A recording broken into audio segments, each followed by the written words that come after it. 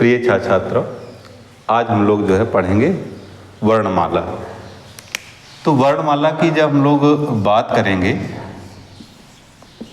तो वर्णमाला में हम लोग देखें कि वर्णमाला जो होती है, तो अगर हम देखें इसमें सबसे पहले भाषा की बात हम लोगों को करनी पड़ेगी।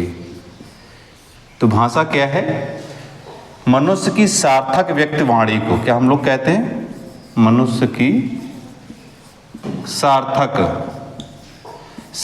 क्यों जोड़ा गया? क्योंकि हम लोग निरर्थक शब्दों को जो है जिनका कोई अर्थ नहीं है उसको भाषा के अंतर्गत हम लोग निहित नहीं कर सकते हैं। तो मनुष्य की सार्थक व्यक्त वाणी को भाषा कहते हैं। भाषा कहते हैं। और भाषा क्या होती है? भाषा विचार विनिमय का माध्यम होती है। भाषा विचार विनिमय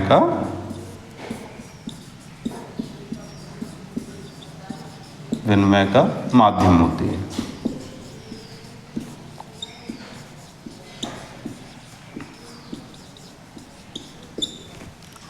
और यदि भाषा के अंगों की बात की जाए कि भाषा के कौन कौन से अंग होते हैं, तो भाषा के अंग हम लोग देखेंगे। भाषा के अंग, तो इसके अंतर्गत अगर हम लोग देखें तो सबसे पहले तो आती है ध्वनि। फिर आते हैं वर्ण। वर्ण को ही पद बोला जाता है। और इसके बाद जो है आपके आ जाएंगे वाक्य। और इसके साथ यदि हम लोग देखें तो आ जाएगा अर्थ। तो ये जो है क्या है? भाषा के अंग हैं।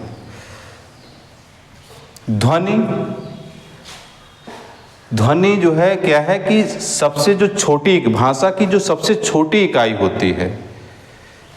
उच्चारण, देखिए इसमें भी प्रकार हैं, अलग अलग प्रकार के। उच्चारण के आधार पर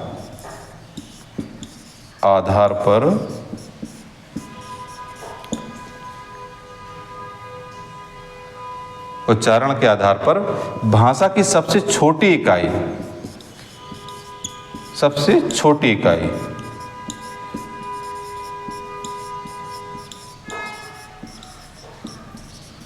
क्या होगी? ध्वनि होगी। किसकी? उच्चारण के आधार पर।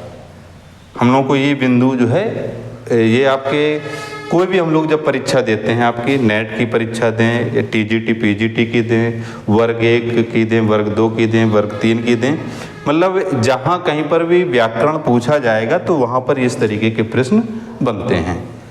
फिर यदि हम दूसरा पॉइंट देखें, वर्ण की बात करें, तो सार्थकता की दृष्टि से इसमें भी बिंदु अलग अलग है। सार्थकता की दृष्टि से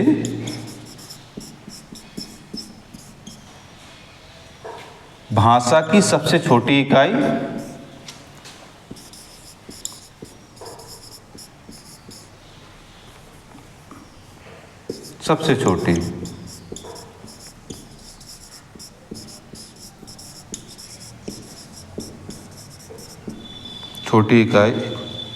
छोटी इकाई क्या हो जाएगी? वर्ण होता है। क्यों होता है? क्योंकि ये जो है वर्ण लिखित रूप होता है और ध्वनि क्या होता है?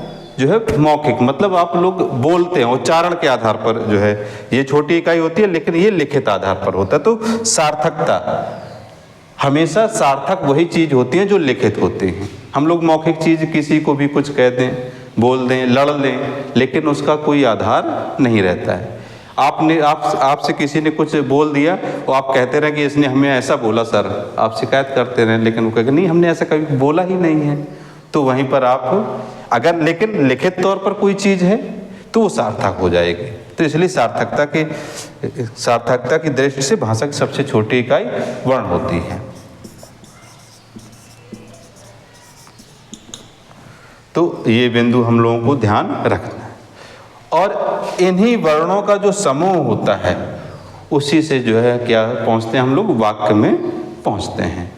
ठीक, अब हम लोगों को चूंकि वर्णमाला पढ़ती है, वर्णमाला क्या होती है? वर्णों का क्रमबद्ध जब हम लोग अध्ययन करते हैं, मतलब एक माला में उसको पिरो कर रख देते हैं, तो उसको हम लोग वर्णमाला कहते हैं। वर्णों को एक क्रमबद्ध तरीके से जब हम लोग अध्ययन के लिए उसको एक गुच्छे में बनाकर रखते हैं, तो उसको क्या कहते हैं? वर्णमाला कहते हैं। अब इसी में यदि हम लोगों को चूंकि मूल तौर पे पहुंचना है कहाँ? वर्णमाला के जो प्रकार है वहाँ पर, तो इसको हम लोग थोड़ा हटा देते हैं।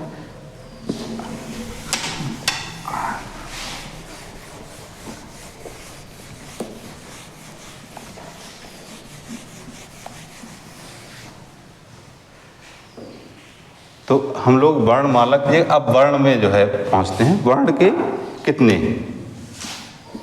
तो वर्ण में स्वर और व्यंजन, ये जो है मूल तौर पर होते हैं। स्वर होते हैं और व्यंजन होते हैं। तो हम लोग सबसे पहले स्वरों का अध्ययन करेंगे कि स्वर क्या है। तो स्वर मूलतः कितने होते हैं? 11 होते हैं हिंदी में।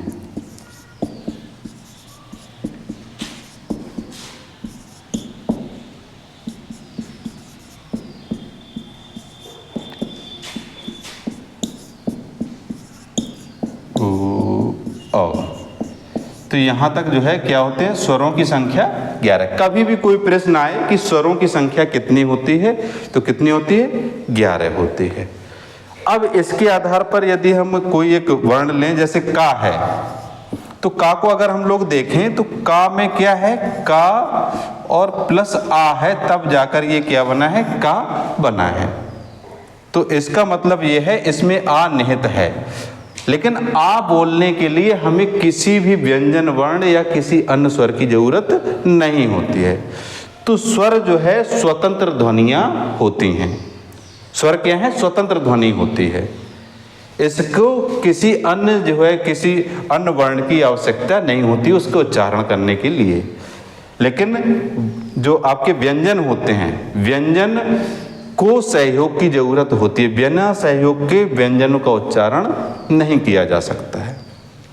तो अगर हम लोग इसमें देखें तो स्वर 11 होते हैं। तो अगर हम का के आधार पर ही देखें, तो अगर हम यहाँ पर देखें तो का तो मूलतः क्या होता है? उसमें हलंत लगा होता है, मतलब आधा होता है। लेकिन जब हम आ के साथ जोड़ेंगे तो का हो जाएगा इस तरीके से।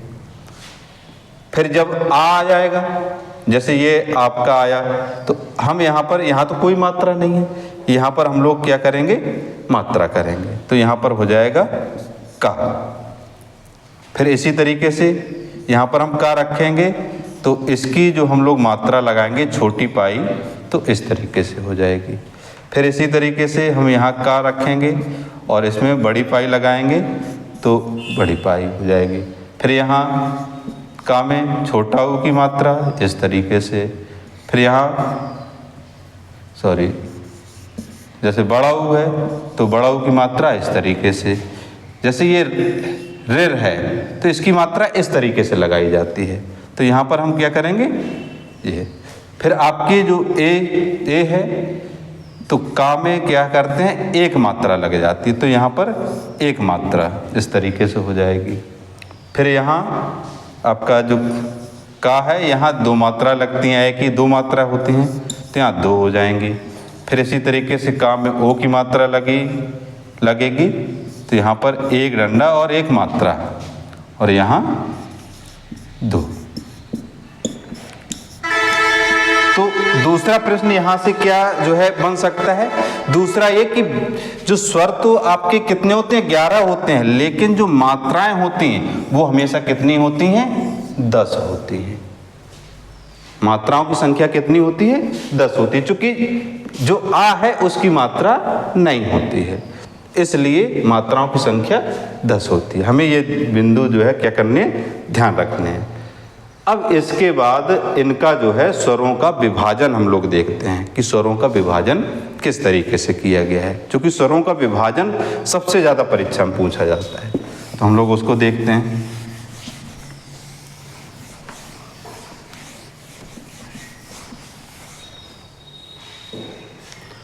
देखते हैं स्वरों का विभाजन, स्वरों का विभाजन।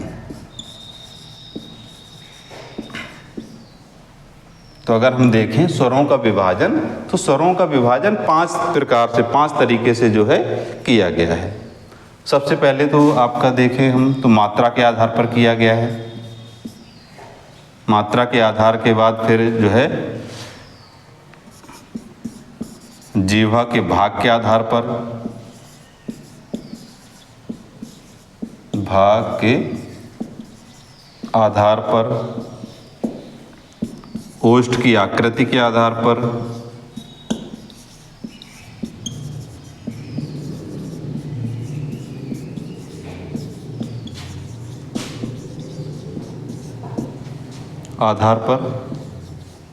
और फिर आगे हम लोग देखें तो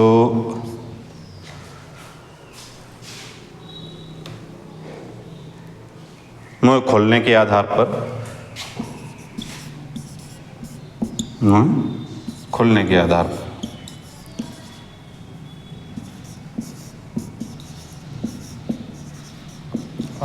पर, और फिर इसके बाद होता है स्वर तंत्री के आधार पर, स्वर तंत्र होते हैं। तो ये जो है आपके 5 तरीके से जो है स्वरों का क्या किया गया है, विभाजन किया गया है। तो हम लोग यदि मात्रा के आधार पर देखें तो मात्रा के आधार पर क्या होता है, ह्रस्व, ह्रस्व, और यहाँ पर हो जाएगा दीर्घ। तो ह्रस्व में देखें जैसे हम लोगों ने यहाँ पर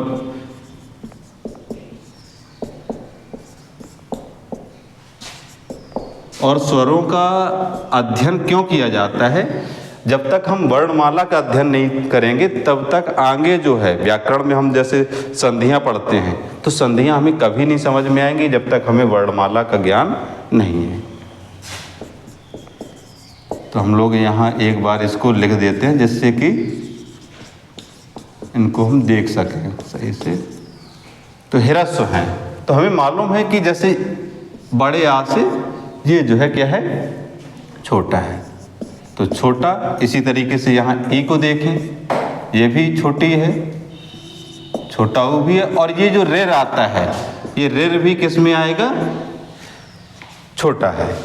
ए ऐ ओ औ ये क्या है, संयुक्त व्यंजन है, तो इनमें वैसे भी 2 वर्ण समाहित हैं तब जाकर इनका निर्माण हुआ है। तो जब इनका 2 वर्णों से निर्माण हुआ है तो स्वाभाविक है ये दीर्घ के अंतर्गत आएंगे, ये चारों के चार। तो अगर हम लोग देखें 4 तो आपके क्या हो गए, ह्रस्व, ह्रस्व हो गए, और बाकी जो बचेंगे कितने बचे, 7, वो हो जाएंगे दीर्घ के अंतर्गत। मतलब जो बचेंगे बड़ा, बड़ी, बड़ाऊ, ए ऐ ओ औ, ये जो है हो जाएंगे दीर्घ के अंतर्गत। अब जो है हम लोग देखें, अब हम लोग जिह्वा के आधार पर देखते हैं, जिह्वा के भाग के आधार पर।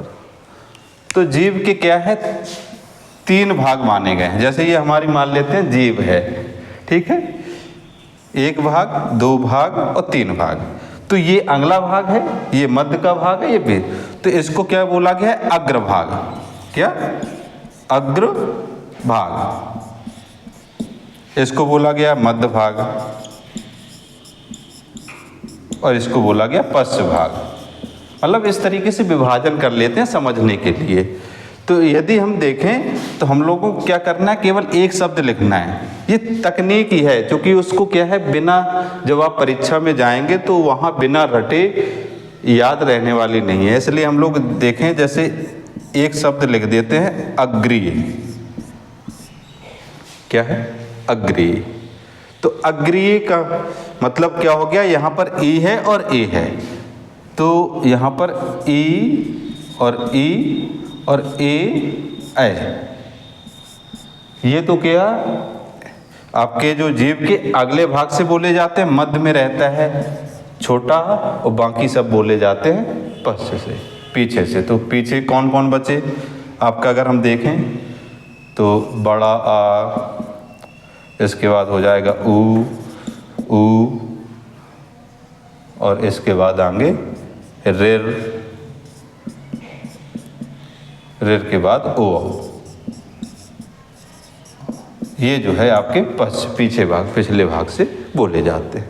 तो ये तो हो जाएगा किसके आधार पर? जिह्वा के आधार पर। जिह्वा के आधार के बाद हम लोगों ने लिखा हुआ था ओष्ठ की आकृति के आधार पर। अब ओष्ठ की आकृति के आधार पर हम लोग यहीं पर देख लेते हैं। जैसे है ओष्ठ की आकृति, कि ओष्ठ की आकृति, जब हम लोग स्वरों का उच्चारण करते हैं तो ओष्ठ की आकृति कैसी बन जाती है।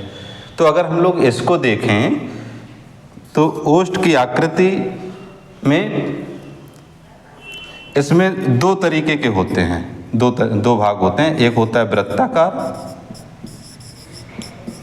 एक होता है अवृत्ताकार। मतलब वो स्वर जिनको बोलते समय हमारे जो होंठ हैं वो वृत्त के आकार के हो जाए, मतलब होंठ आगे को निकल आए। जैसे हम बोलें आ नहीं निकला, ई नहीं निकला, ऊ बाहर को तुरंत भागा है। तो जैसे ही हम लोग ऊ और बड़ा ऊ, ये क्या है? वृत्ताकार।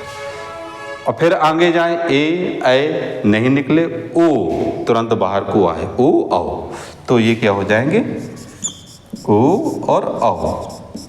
ये तो हो गया क्या? वृत्ताकार। जो बाकी बचे 7 वो क्या हो जाएंगे? अवृत्ताकार हो जाएंगे।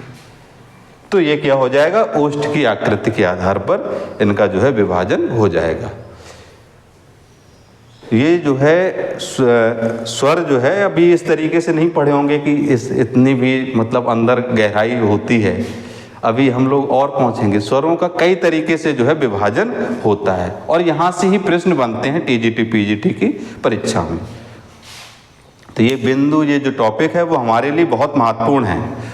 जैसे मैंने यहाँ 7 लिख दिया है, यहाँ पर 7 लिख दिया है, तो आप लोग लिख लीजिएगा। ये नहीं कि 7 मैंने लिख दिया तो 7 ही लिख लीजिए। यहाँ पर हमें ध्यान रखना है कि कौन कौन से 7 स्वर बचे हैं उनको हमें यहाँ लिख लेना है, जिससे कि हमें ध्यान रहे, हम समझ सकें। इसके आगे हम लोग चलते हैं। तो अब कौन सा विभाजन? अभी 2 विभाजन हमारे बचे हैं। तो हम लोग आज केवल स्वरों को ही पढ़ेंगे, क्योंकि व्यंजन स्वरों में ही काफ़ी कुछ है। फिर इसके बाद व्यंजन और अगला टॉपिक हो। तो हम लोग देखें मुंह के खुलने के आधार पर।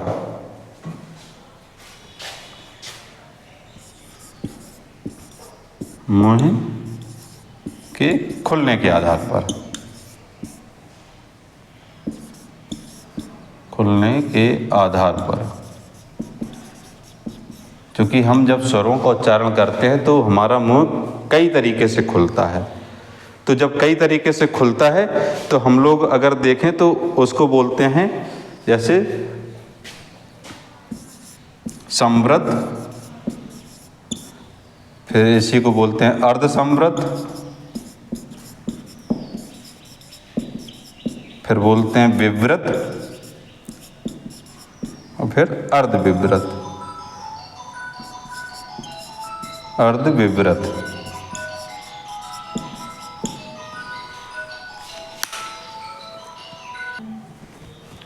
तो हम लोग जो है देख रहे हैं मुंह के खुलने के आधार पर। तो मुंह के खुलने के आधार पर इसको भी 4 भागों में विभाजित किया गया है। ये क्या है? संवृत मतलब सबसे कम मुंह खुले और स्वर का उच्चारण हो जाए, उससे थोड़ा मतलब और ज़्यादा खुले। विवृत का मतलब बिल्कुल मुंह खुल जाए। तो अगर हम लोग उच्चारण करके देखें, हम बोलते हैं बड़ा आ। जैसे ही हम लोगों ने आ बोला वैसे ही क्या होगा? पूरा मुंह खुल गया। तो विवृत मतलब बड़े आ में आ जाएगा। और संवृत अगर हम देखें सबसे कम जो खुल रहा है, तो सबसे कम खुल, आप लोग देखें हम लोग आ बोल रहे हैं थोड़ा खुल रहा है। ई मतलब केवल हमारी ध्वनि बाहर आ रही है लेकिन मुंह नहीं खुल रहा है, तो वो कहाँ आ जाएंगे? यहाँ पर। और इस तरीके से ऊ हमारे जो है अधिक नहीं खुल रहा है, तो यहाँ पर ई और ऊ ये कहाँ पर आ जाएंगे? संवृत में, मतलब सबसे कम जो है जहाँ पर मुंह खुल रहा है।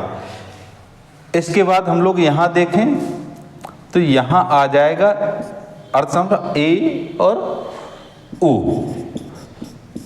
हम लोग अर्धविवृत में देखें तो छोटा आ जाएगा, फिर कौन बचे आपके ऐ और औ, ये किस में आ जाएंगे, अर्धविभ्रत। तो इस तरीके से जो है क्या हो जाएगा, मुंह के खुलने के आधार पर विभाजन हो जाएगा। तो ये इसके जो है 4 भाग हो गए।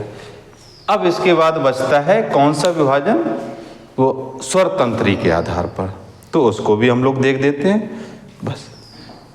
तो हम लोग देखते हैं स्वर तंत्री के आधार पर,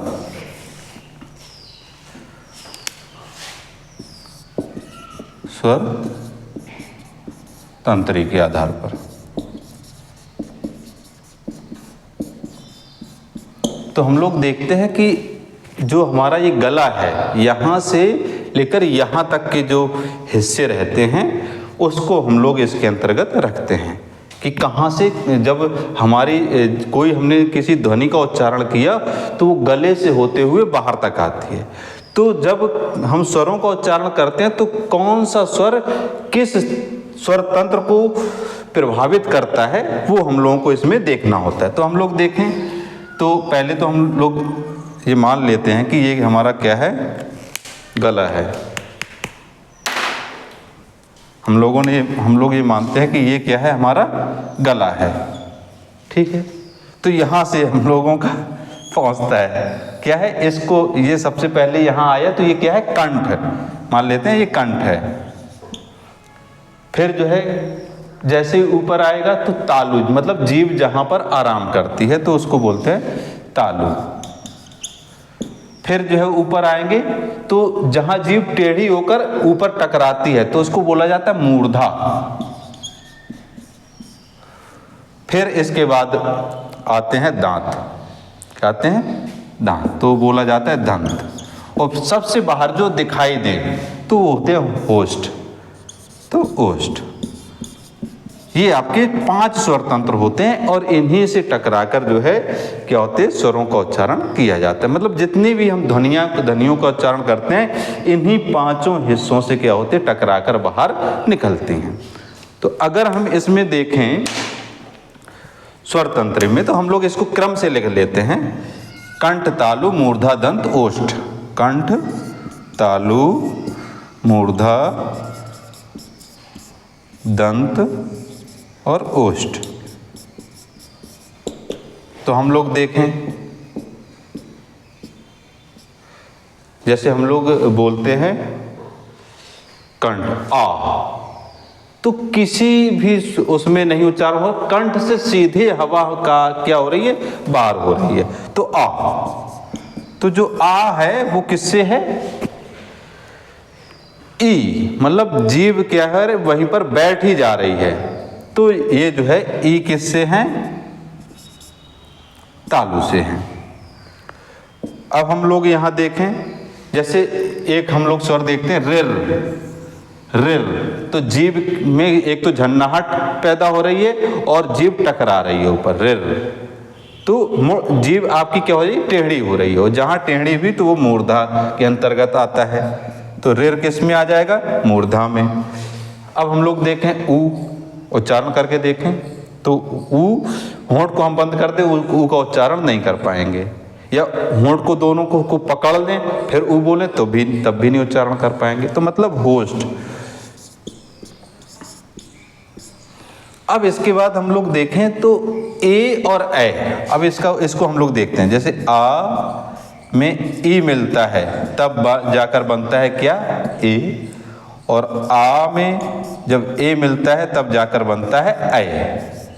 तो मतलब इसमें क्या है, ई समाहित है, तो ये भी किसके अंतर्गत आता है, तालु के अंतर्गत आता है। और इसी तरीके से आ के साथ ओ मिलता है तब बनता है ओ, और आ के साथ ओ मिलता है तब बनता है औ। तो ये दोनों किस में आएंगे, औ। तो ये जो है किस में आएंगे, आपके औ में। दंत से कोई भी स्वर नहीं बोला जाता है, मतलब दांतों से किसी भी स्वर का उच्चारण नहीं किया जाता है। तो ये जो है आपका आज हम लोग जो पढ़ रहे थे वो था स्वर। हम लोग वर्णमाला की, वर्ण क्या है, वर्ण कौन सी इकाई है और ध्वनि क्या है, भाषा क्या है, इसको समझते हुए हमने स्वरों का विभाजन, स्वर और स्वरों का विभाजनों का अध्ययन किया। तो आज हम लोगों ने स्वरों का विभाजन पढ़ा। आपको वीडियो कैसा लगा आप लोग कमेंट्स बॉक्स में ज़रूर बताएं। इसके साथ चैनल को लाइक करें, सब्सक्राइब करें और अपने मित्रों को शेयर करें। धन्यवाद।